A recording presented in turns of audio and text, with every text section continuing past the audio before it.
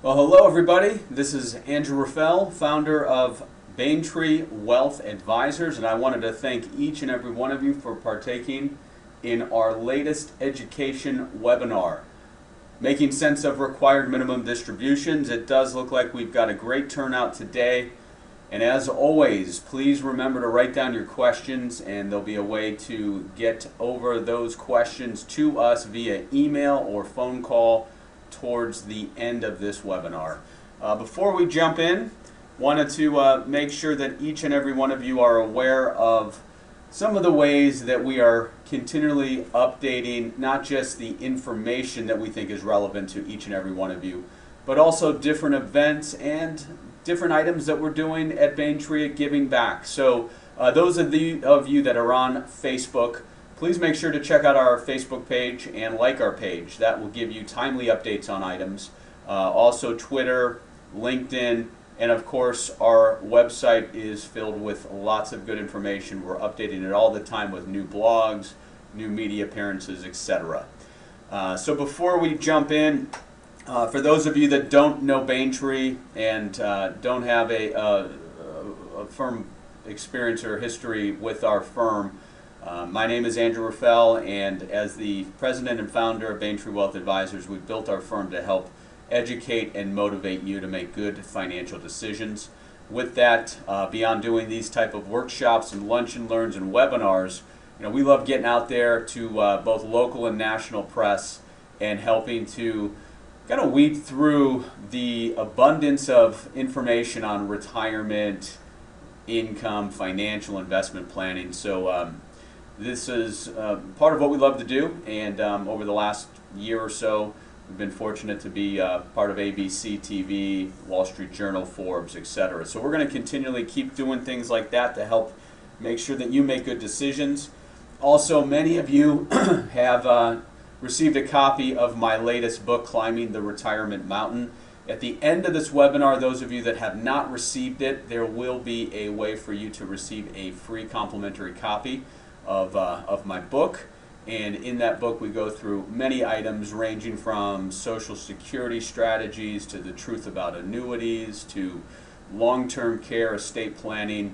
A lot of it is geared to the financial side. And with that, I'm also pleased to announce that I have an upcoming book with Melissa Hart, who is not just a client, but a dear friend and a life and business coach. And we are putting the finishing touches on our new book called The Heartful Retirement, Your Journey to What Matters Most. And the interesting part of this book is it's going to be more geared to the emotional side of retiring, and I think you guys will really, really enjoy it. So we'll get that out to you as soon as we can, and we'll let you know, but it should be within the next 2 months or so. As I said to you, education is the cornerstone of what we do, so if there's any topics that you think would be relevant for us to put together, let us know, because from our side it's all about looking at the fiscal house and helping each and every one of our client families that we work with build it from the foundation up. And that's not just pigeonholing and focusing on one aspect, but really a comprehensive planning approach. And as most of you know, we've got our main office in Scottsdale, and then in satellite offices out in Avondale, Peoria, and down in Tucson. Today is education purposes only. Yes, we are a registered investment advisory firm. Yes, I am an investment advisor, but please do not take this today as advice for you. Before you make any decisions, please consult your financial professional, your licensed CPA, your attorney. And with those disclaimers out of the way, let's jump in.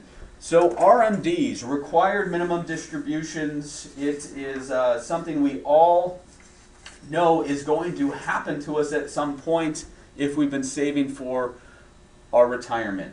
And those of you that are just hitting 70 and a half, and there are really the first wave of the baby boomers have reached 70 and a half last year, and 70 and a half is a very, very, very important age. As most of you, as you've been working, you've been accumulating monies inside of tax-deferred vehicles, whether that is a 401k, a 403b, 457 plan, a TSP, a traditional IRA, a SEP IRA. There's other types of pension plans as well, but the whole premise was to position yourself to have assets in retirement and along the way get a tax deduction. And that works out really well while you're working. But part of it, as we'll go through today, becomes a ticking tax time bomb for when you actually get out of the workforce. So when we're going to talk about RMDs today, it's going to take a mix of all of these that you see on our screen here. But there's going to be different rules and regulations that we'll have to dig into. Now again, this is just today the top of the surface here of all the different items. And required minimum distributions, just like tax planning, you shouldn't wait to the very last moment to plan. Many of our clients start planning in their early 60s and even beforehand, because there's been some creative changes and strategies that can help make sure that you minimize the potential tax hit when you retire.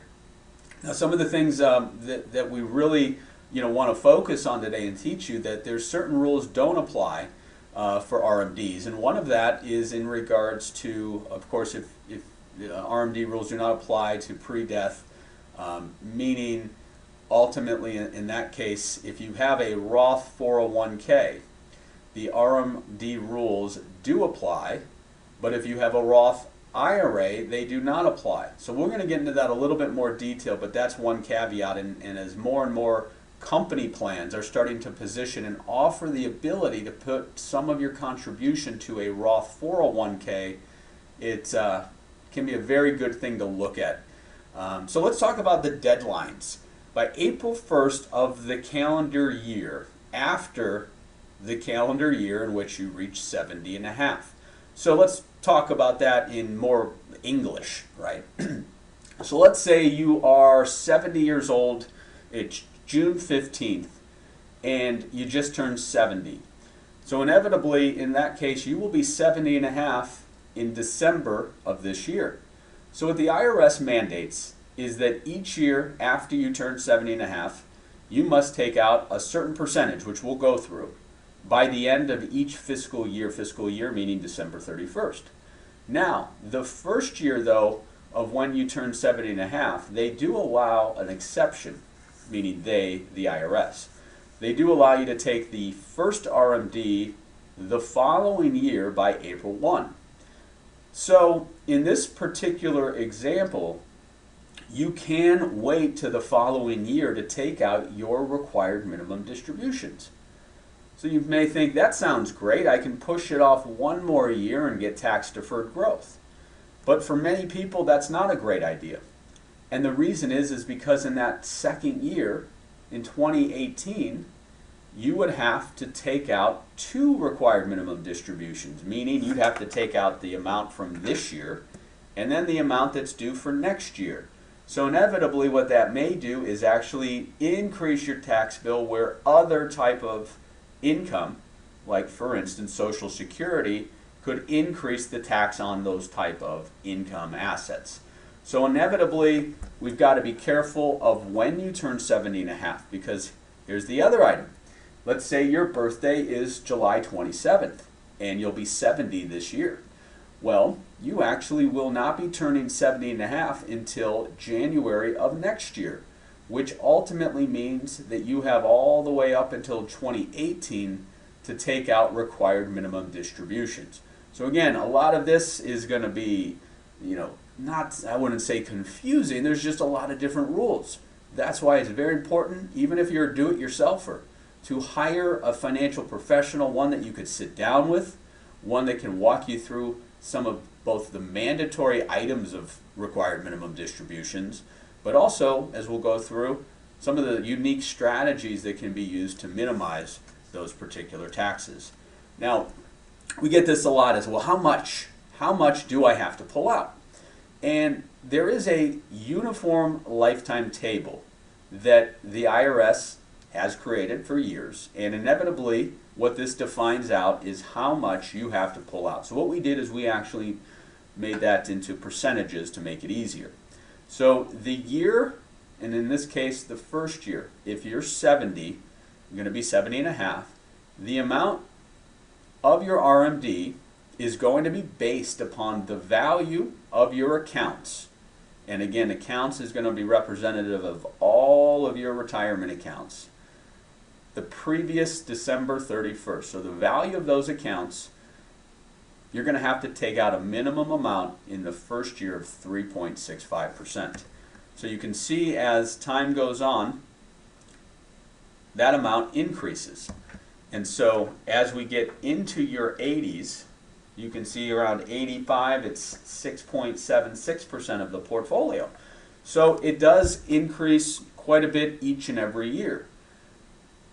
Now, as we'll look at, there's definitely different ways on how you can calculate it, the different accounts that can be used, but just know that in a single life expectancy that starts at 3.65 and it gradually goes up by the time you're 90, you know, it's close to 9%. So that's why a lot of individuals that are going to be in their late 80s and into their 90s, they're going to run, a lot of them are going to start running out of that IRA money, especially if all of their money is at risk and there's no real game plan for that, and we have a downturn, a correction. You can see how swift and quickly those accounts can go down. Now, when we look at those of you that are married and have a spouse that's 10 years younger than you, there are some special rules. There's a special table called the Joint Life and Last Survivor Expectancy Table. What this does is it allows for, in the example that we're just going through, that if you have a younger spouse, that he or she can take out a little bit less. So if you are 70 and a half and your spouse is 55, there's a certain table, and inevitably that allows you to withdraw a mandatory amount that is less than the single life expectancy.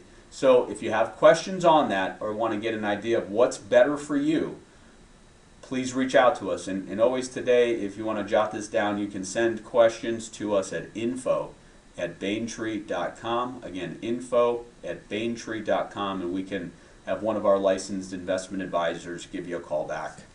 Now, those of you have probably heard of some of the pain. If you don't carry out and take your RMD by the deadline, what happens? Well, this is not a pleasant type of forgetfulness from you.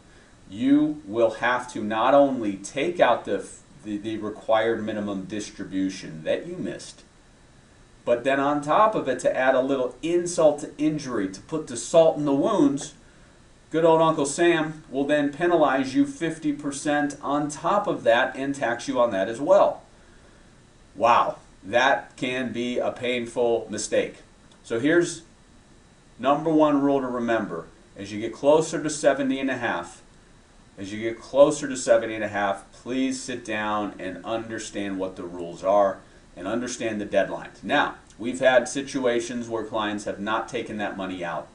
Whether it was bad advice, it was an error, they forgot they had an account.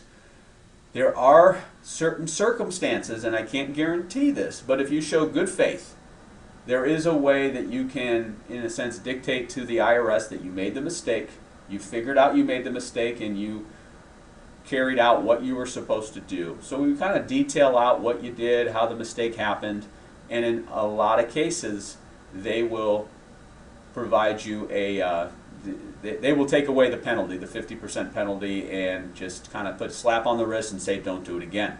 So if you think you've made some mistakes over the years or don't really understand these deadlines, please again give us a call, send us an email. We're going to be here for you. Whether you're a client or not, we know we can at least offer you good advice. Now the other item is many of you out there have several different retirement accounts. You may have an old 401k. You may have an IRA with one custodial like TD Ameritrade. You might have an IRA that you left at Franklin Templeton. You may have an IRA at Vanguard. You may have a simple IRA. So you can get the point. A lot of people have on average between 3 to 6 different retirement accounts. Well, the IRS has certain rules of aggregating of where and how much, not in a sense of when that money has to come out. So those of you that are sitting on a couple of different IRA accounts, well, one of the nice things is you can aggregate your required minimum distribution and take the RMD out from all of the accounts, or you can specify one of the accounts. the bottom line in that case is the IRS doesn't necessarily care where you pull it from. What they do care about is that you take out the amount that you're supposed to. So this is where those of you that are clients that have been working with us, those of you that have multiple accounts, many times we've been planning on building a building one IRA asset for the sole purpose of using that as the means to take out your required minimum distributions. So with IRAs, very, a lot of opportunity, a lot of different strategies, and you're not set where you have to pull it out each and every one. Now here's one of the challenges of company plans, like a 401k. Many of you have not positioned that to an IRA just because you didn't know what to do with it, or you just felt that it was easier to stay where it was. Well, the issue is all company 401k plans are treated as a separate entity, meaning, let's say for instance you had 3 IRA accounts and 2 old 401k accounts. Well, you can aggregate the IRAs and pull out from 1, 2, or all 3 of them. But in the case of the 401ks, you're going to have to go to each custodian and you're going to have to treat it as its own entity, treat it as its own island in a sense, and take out the required minimum distribution from that account specifically. So one of the challenges is you have multitude of accounts, and you may have a game plan that you didn't want to take out of that one account. Well, it doesn't matter. You've got to take out of the 401k or a 403b. So that is something that may provide you the onus to transfer that 401k to an IRA that you control, and it just gives you a little bit more flexibility. So again, we're going through a lot today. You may have some questions. Please reach out. You can use the question dialogue there, and we'll get back to you in a timely manner as fast as we can. In regards to inherited IRAs or required minimum distributions, so the aggregation of inherited IRAs, let's say you've a beneficiary passed away, you were the beneficiary of the IRA, you have the ability with required minimum distributions, they cannot be, RMDs for inherited IRAs of different descendants cannot be aggregated. But RMDs for inherited IRAs from the same decedent can be calculated separately, but the total RMD for all inherited IRA accounts may be taken from one. So very important there. We really teach the value of doing the inherited IRA if you are a beneficiary of a parent or a brother or sister, etc., of a qualified retirement plan. The key is that you can allow those funds to grow tax deferred. The IRS requires that you take that money out even if you're 45 years old or 50 years old. So the same rules apply, that if it's coming from the same person who's passed away and there's a multitude of IRA accounts, you can aggregate those as well. Now Roth IRAs, regular Roth IRAs, there is no required minimum distribution. So that's one of the areas when we'll look at later on today about strategies to minimize your tax bill.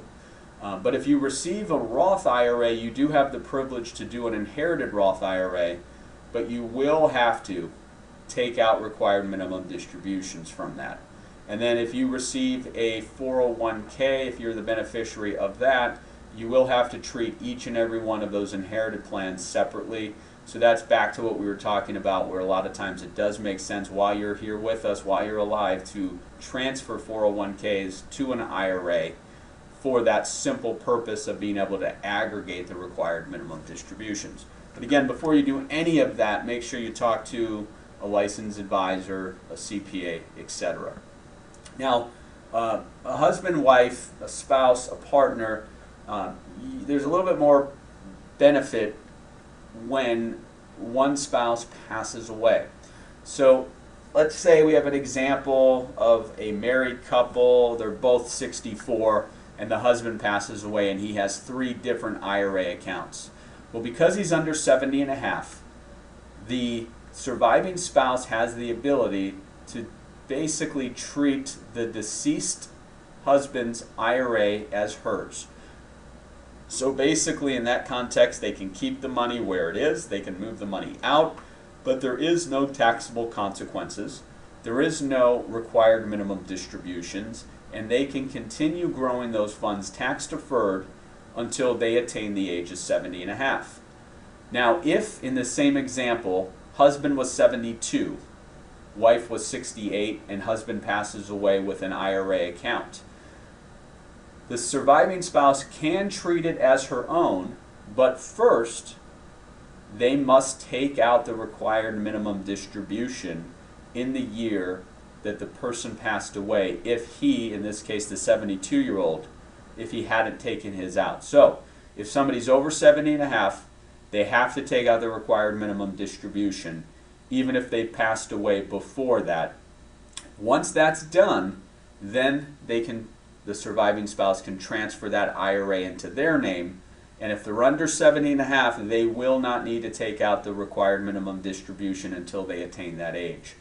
So, long story short here, a surviving spouse has many different options, many different opportunities to treat the surviving, as the survivor, the IRA that transfers over, or the 401k.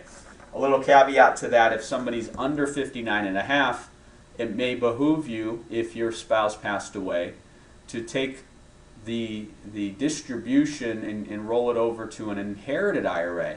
And the reason there is that by doing that, the spouse who is under 59 and a half will have the opportunity to take out the IRA money and have no 10% penalty on that.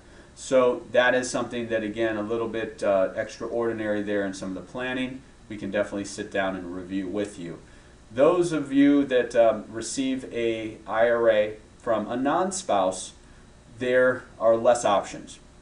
So really, if you think in terms of, if let's say your father passed away and he had an IRA at $100,000, well, first and foremost, if you're the beneficiary, you must make sure that the required minimum distribution came out of dad's account if he was over 70 and a half.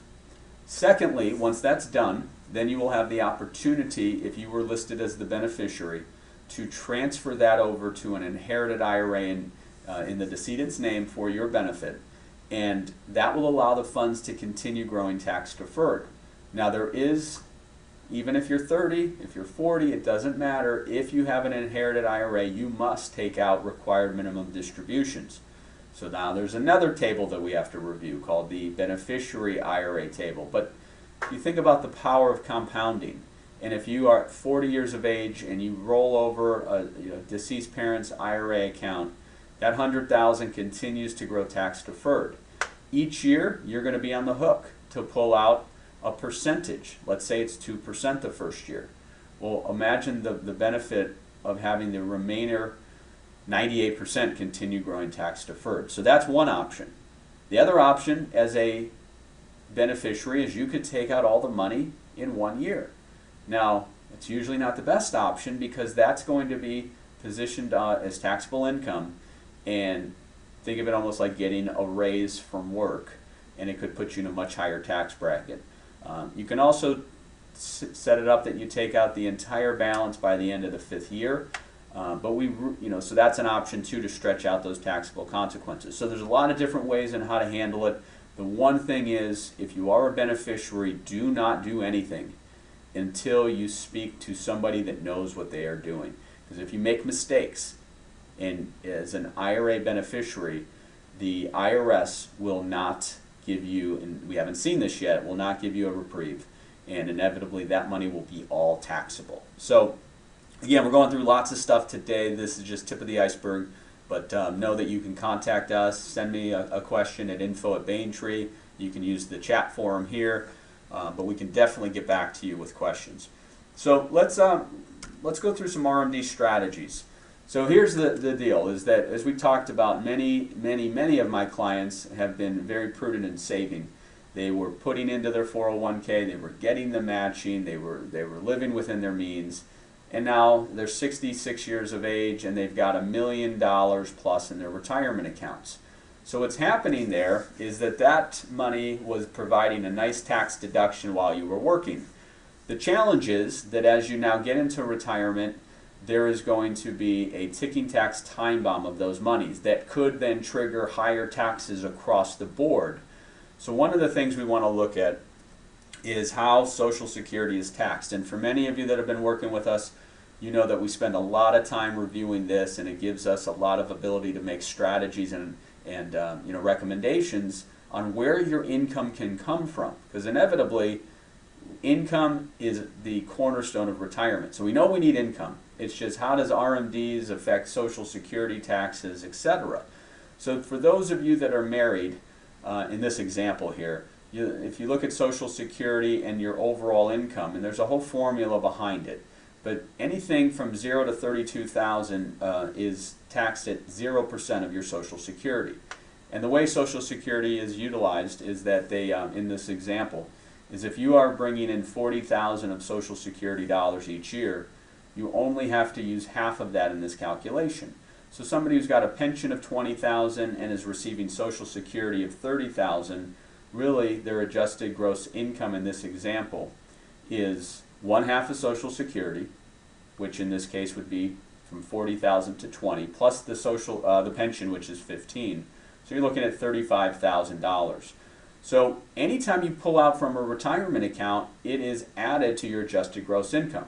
Now, of course, you're not paying into Medicare or Social Security on that money that comes out, but anything that comes out of an IRA, a 401k, a SEP, any qualified retirement account is 100% taxable as ordinary income. So that's where somebody who hadn't been paying a lot of Social Security taxes, by the time they hit 70.5 and they have to start taking out up to almost 4% of their required minimum distribution from their qualified retirement account, it can knock them up to a much higher tax bracket.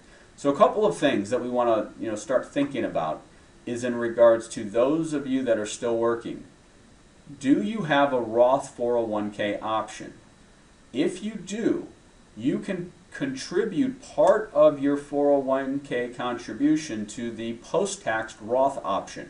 So I'll give you an example. For instance, here at my firm, we offer that to our employees, where part of my contribution goes in to the pre-tax 401k. And with that, I get a tax deduction, which is great. But it's also going to be a ticking tax time bomb for me later on. So part of my contribution that I put into the 401k goes into the Roth option.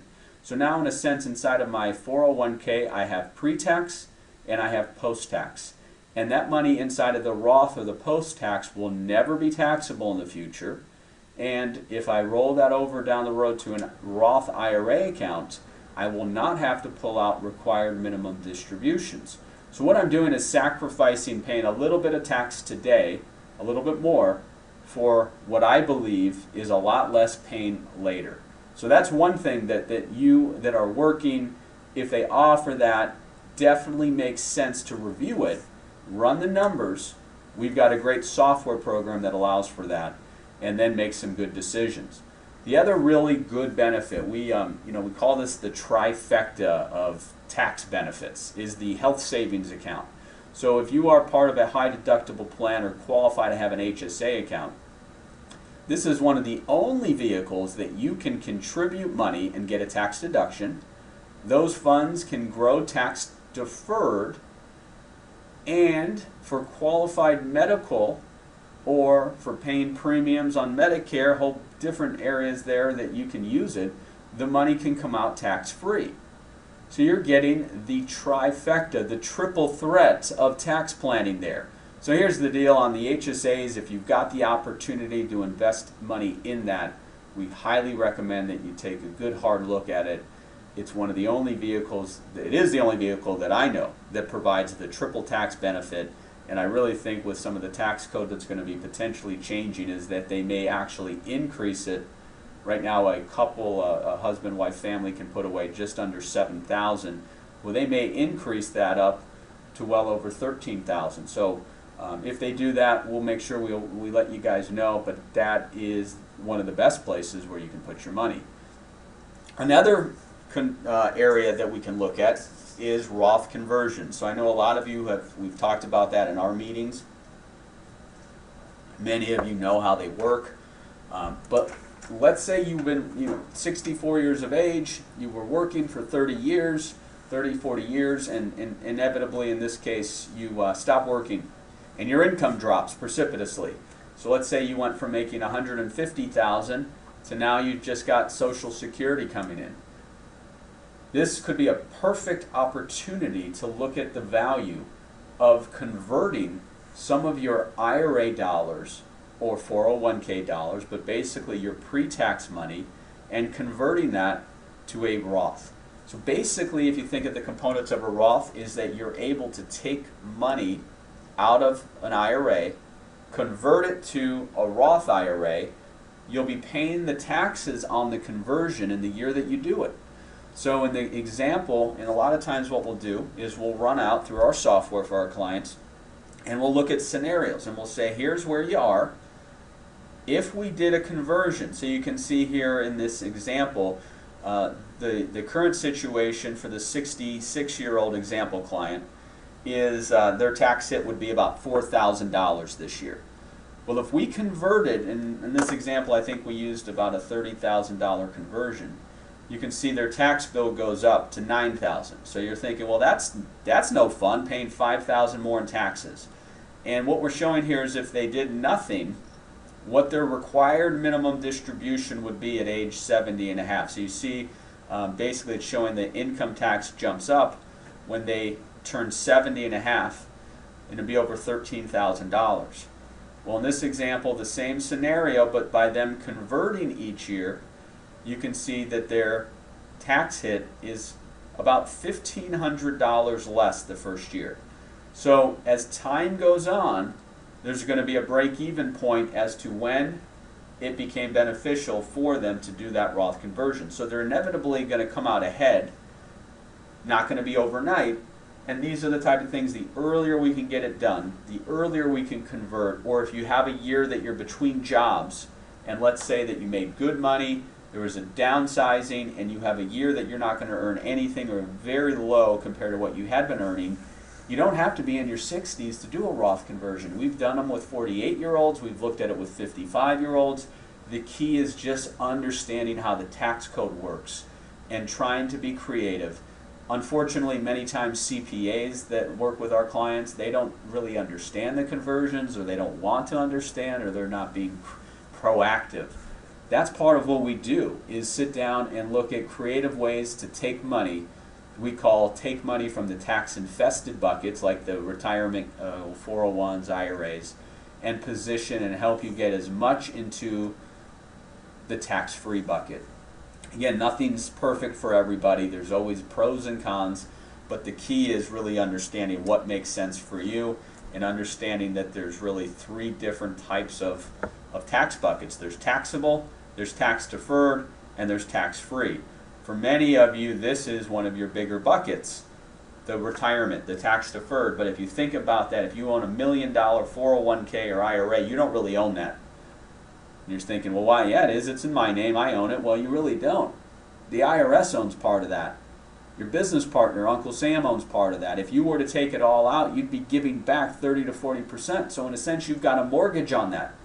So let's be creative. Let's think of ways that we can minimize that, especially if what we believe tax rates, although they may go down here in the near term, we've been historically low for 25 plus years, but eventually the taxes are going to have to increase, and that could be painful 20 years from now. So we're going to definitely take advantage of whatever the tax rules are. Each and every year they're going to change on us, whoever is in that administration. Nothing's set in stone, but if we can help you get as much money into there and move it from here, that's a win for you, that's a win for your spouse, that's a win for your partner, and ultimately that's a win for your beneficiaries. One area, if you're still working and you are contributing to a company 401k plan, you do not need to take out your RMD from your 401k. So that's a very, very important component, especially if you're earning good income and you're putting money away. If you roll that money to an IRA and you're still working, now it falls under that jurisdiction of the required minimum distributions. So if you have a 401k, unless you're 5% owner of the company or more, then you do not have to take out the RMD. That doesn't hold true for SEPs and simple IRAs. So again, if you're getting close to 70, you got a 401k, just give us a call. We'll walk you through the ins and outs of it. One other item. Those of you that are 70 and a half and are taking out the required minimum distributions, and let's say you're required minimum distribution is $15,000 in a given year. Well, if you are, like most of us, charity-minded and you give to certain charities throughout the year, think about when you do a donation, in most cases you get a federal tax deduction, right? So if you're putting away $1,000 into the hands of a foundation or a charity or a hospital, whatever it may be, you're going to get a deduction off of that. Now, not dollar for dollar, right, but just a percentage. Well, those of you that are charity-minded that have to take out money from an IRA, there's a little known benefit called the qualified charitable distribution. And what this allows you to do each year is to transfer up to $100,000, can be as little as $1,000, can be $50 if you wanted to, but you can transfer that to a charity, an organization, a foundation, a church, a synagogue, what have you.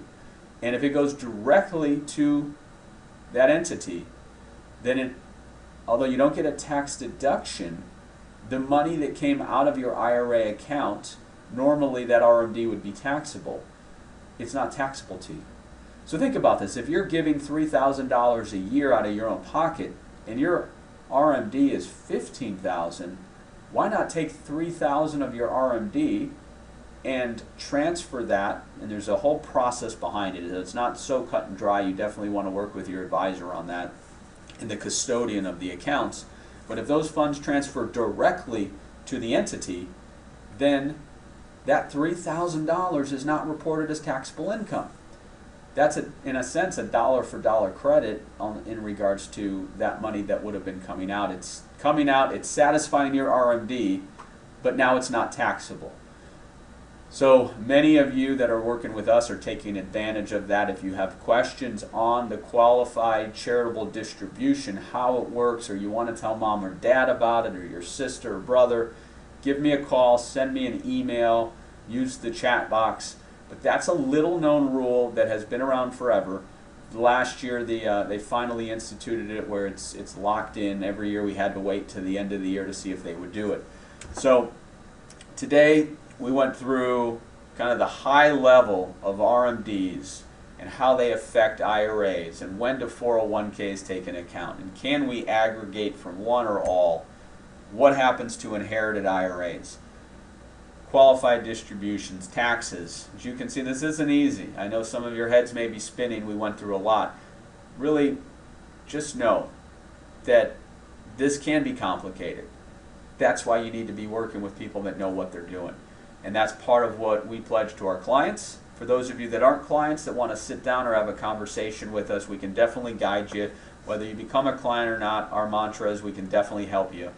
And that means determining when you got to take out your RMDs, the best strategies for you, are you in a good position, doing a second opinion, and really focusing on building a plan rather than where many of you are just sold an investment, building a fiscal house, looking at all aspects of that. So that's what we pledge to each and every one of you. And for those of you that have not received a copy of my book, Climbing the Retirement Mountain, you can email book@bayntree.com and request your free copy of the book itself. So in that, you'd want to put your name, your phone number, obviously we'd have your email address and your physical address, and then we'll send you out a copy. And inside of the book, lots of good stuff. Learn about phantom income tax, the truth about annuities, say goodbye to the 4% rule, Social Security optimization strategies, long-term care planning, the dilemma of how expensive it is, tax planning, estate planning 101. So lots of good stuff in this book.